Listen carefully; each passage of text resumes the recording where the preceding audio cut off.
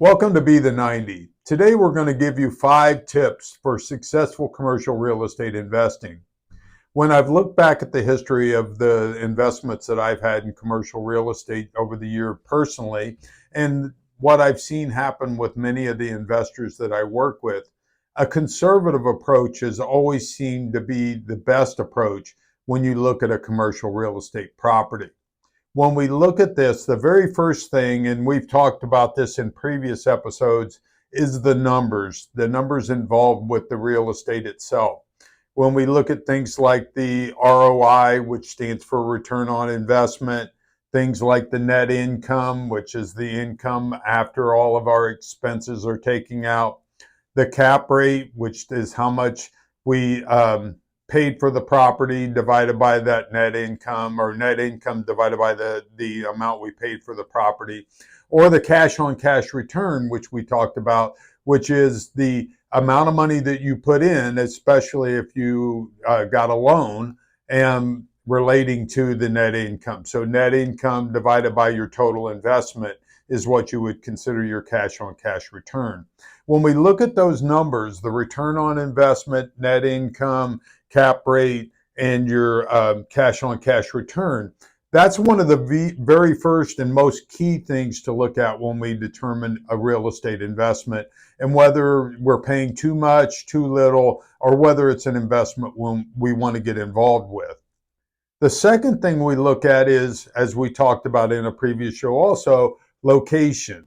And many times the location that in the property opportunity that's out there might not be one real close to where you live. It may be, the town over or in a different area where you can find an opportunity at a price that might make more sense, might have more cash flow, might be in a situation where it can give you a superior return, but it might not necessarily be in your backyard.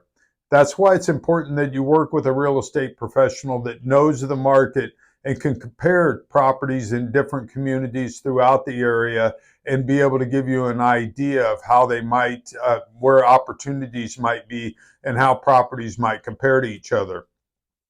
The third thing you might want to look at as one of the 5 tips is whether or not you should have a property manager that you work with on the property. When you do have the property looked after by a property manager, all the monies are collected by them, all the bills are paid by them, and it makes it more of a passive income investment or passive investment. Now, of course, that comes with a cost. Most times around 10% of what the cash flow is given to the property manager for doing those services and providing those services. But it does help as far as being able to continue to do your career and look at this more of a passive investment if you do hire a portfolio manager or a property manager on your portfolio. Also, you want to be very liberal when you're looking at expenses that you might incur on the investment. So when we start to look at what our net operating income is, or we look at all these ratios that we looked at the first, we want to include things like a provision for potential vacancies.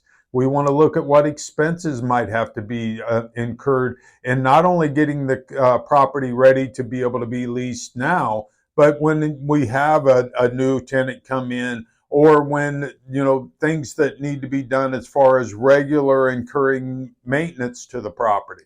So it is important that you figure in an abundant amount of expenses so you're not counting on cash flow or doing a deal that is risky or not real conservative.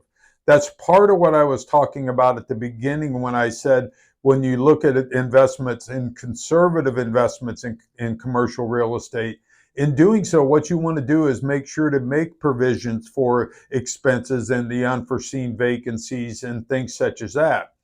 That way you have abundant cash flow. So when those things do happen in one portion of your commercial portfolio or in various portions, it gives you the opportunity to be able to make up for it in other properties.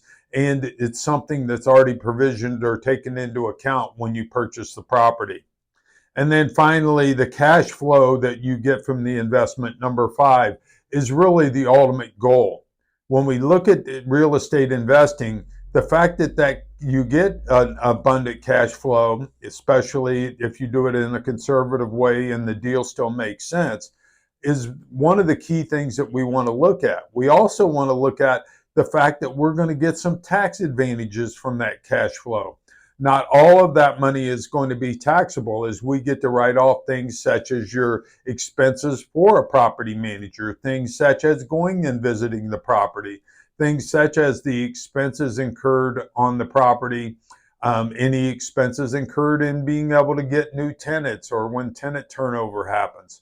All of those things come off of that net operating income or the taxable income for the property. So real estate investing, and especially commercial real estate investing, offers you the opportunity to be able to have an ultimately a very good after-tax return if it's done in the proper way. This combination of 5 things has served me well, and I think will serve you well in the way of conservative real estate investing. I hope you enjoyed today's video. Please don't forget to like and subscribe to our channel, as it helps us with the YouTube algorithms.